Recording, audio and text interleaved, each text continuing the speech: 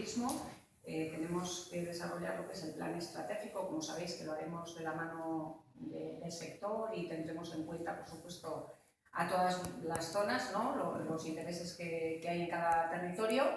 Y sí que quería indicar que de alguna manera este evento encaja muy bien, ¿no?, con la aspiración que tenemos, que es desarrollar turismo de naturaleza y de cultura, ¿no? Turismo cultural y de naturaleza, desarrollar también la gastronomía y es así como ya de alguna manera dimos pues el pistoletazo de salida al año en Fitur, ¿no?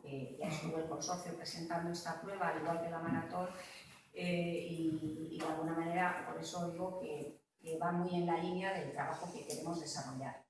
Y espero que desde luego podamos ir definiendo entre todos, ¿no?, el tipo de turismo que queremos para los próximos años, pero en la línea nuestra encaja perfectamente que se hagan eventos y que se hagan en espacios naturales. Pensamos que tenemos un gran potencial en Navarra, como no, la Sierra de Aralar en esta zona es fundamental, y yo me alegro muchísimo de que se haga algo en torno a la Sierra de Aralar, porque es verdad que ha sido un espacio, bueno, pues durante muchos años, pues que no ha tenido la presencia del valor que tiene, ¿no?, de alguna manera.